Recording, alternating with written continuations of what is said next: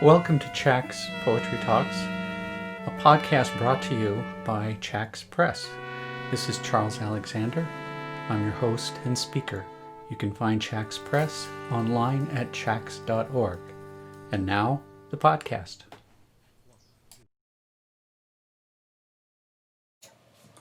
Hi, this is Charles Alexander again, come to you to speak about things poetry or things in some ways within, before, beyond poetry. I think a lot of us come to poetry when we are young in a way that involves story, involves mythology. Of course, all of the Greek gods that appear in Homer are part of a mythology that goes back so far for us. But I'm a little more interested today in the stories of Arthur, and not so much in the stories, but in what has been of them in some of the poetry that has passed down to us. Of course, we're used to thinking of Arthur as a great king who presides over several knights who sit at a round table. We know about Arthur's great love for Guinevere and the complications brought on by the presence of Lancelot.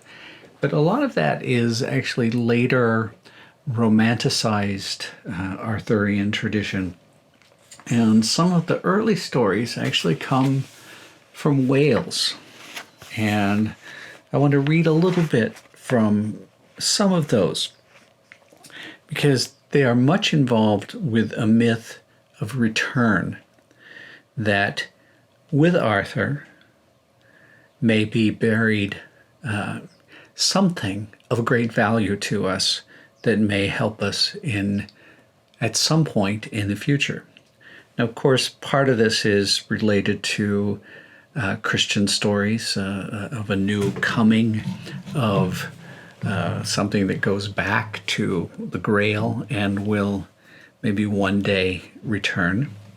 And many stories have been written about that, even in the last couple of decades. However, Geoffrey of Monmouth writes in the History of the Kings of Britain, and this is in, I believe, the year 1200 or so, he writes, "But also the famous King Arthur himself was mortally wounded. When he was carried off to the island of Avalon to have his wounds treated, he bestowed the crown on his cousin Constantine, the son of Duke Cador, in the year 542, after the incarnation of our Lord. May his soul rest in peace." So relating to Arthur's burial place.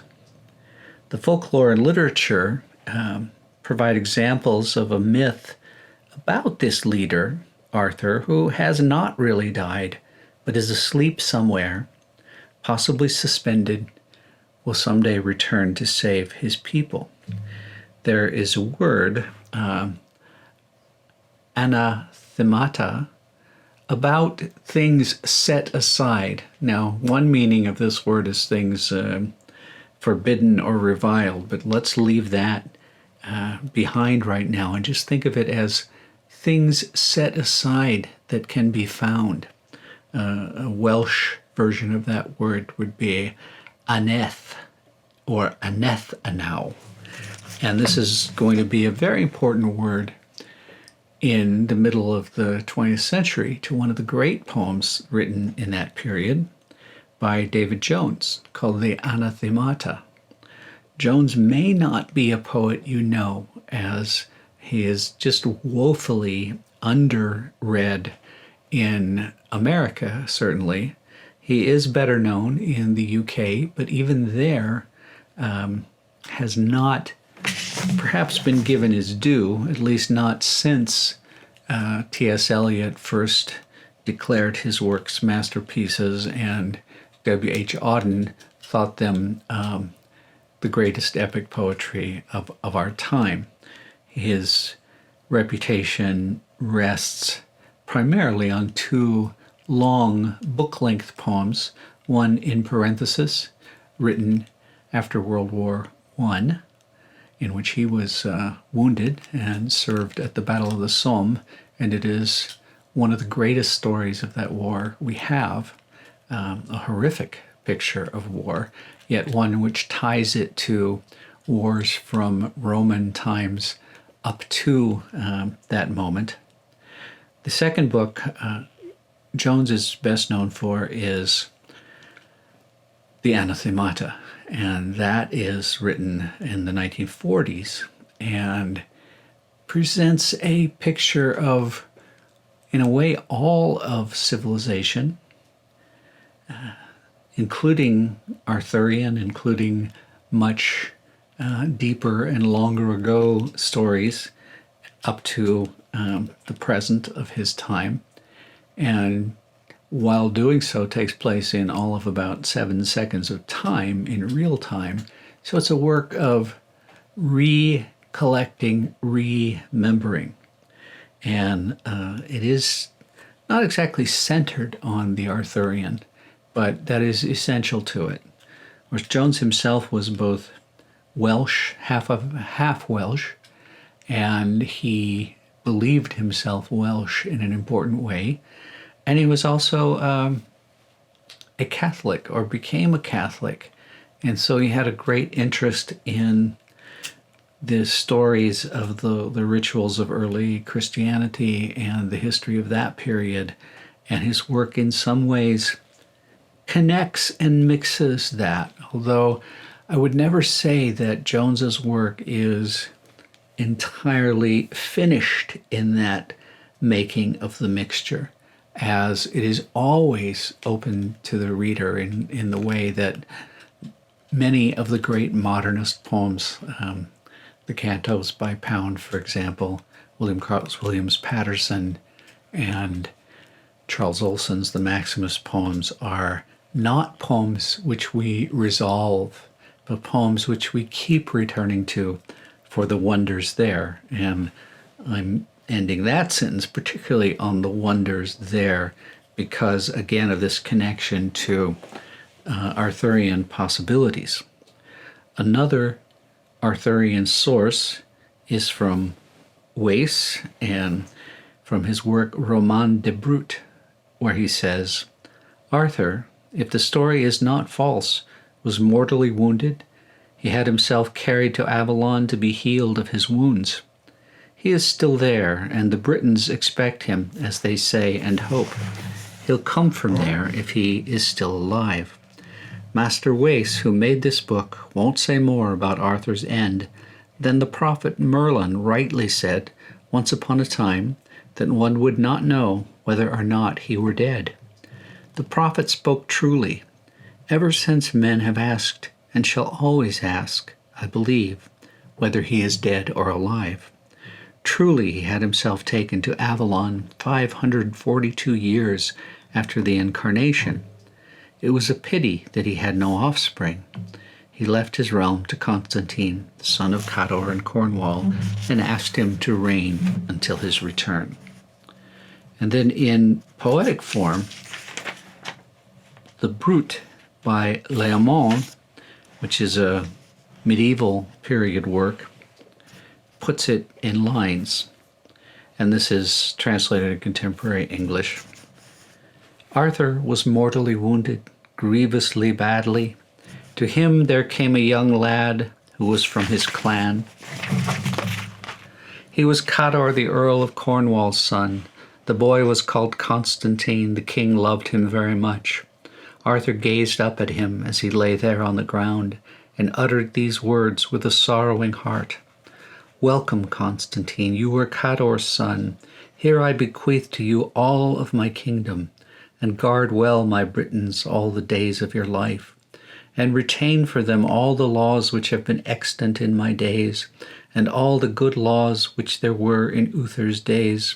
And I shall voyage to Avalon, to the fairest of all maidens, to the Queen Argante, a very radiant elf, and she will make quite sound every one of my wounds, will make me completely whole with her health-giving potions, and then I shall come back to my own kingdom, and dwell among the Britons with surpassing delight."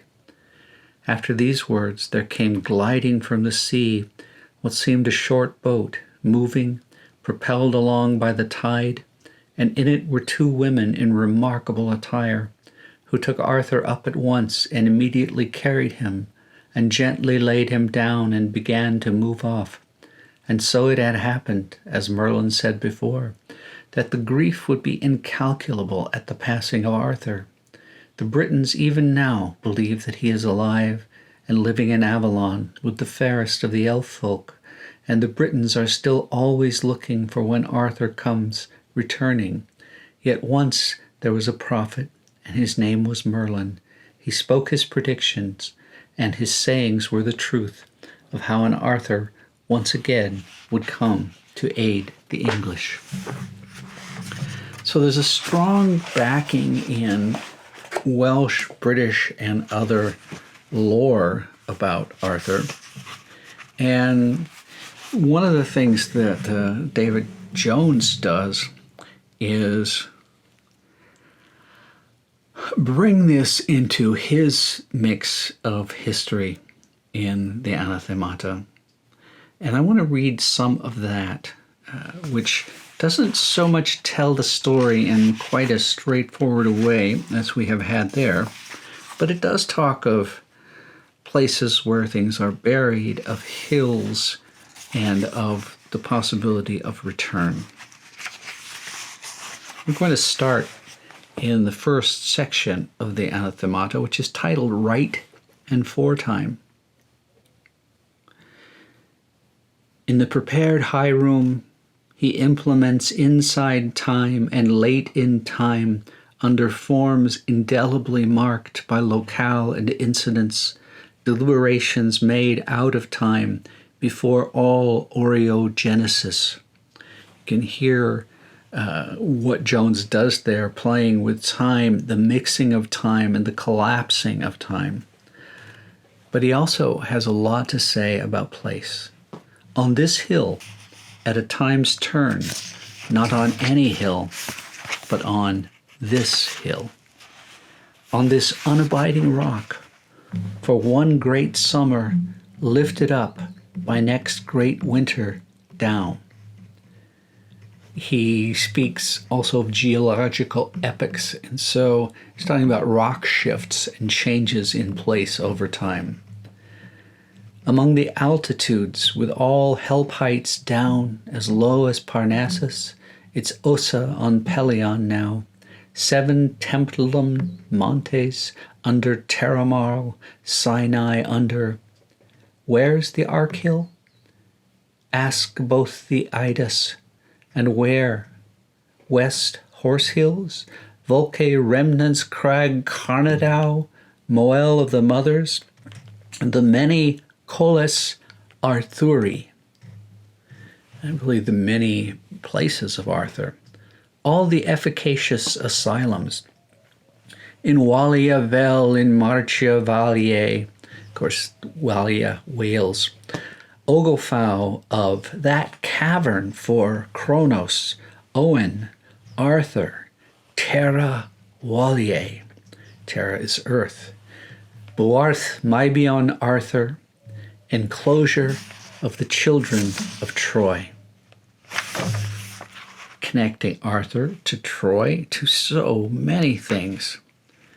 The Buarth Melbion Arthur mentioned, or Bearth Mybion Arthur, the enclosure of the children of Arthur, is how that is translated. This name and such names as the stones of the children of Arthur and the mound of the children of Owen occur as the local traditional names for stone circles and burial chambers in what was the Principality of Wales and the March of Wales. I'm not going to go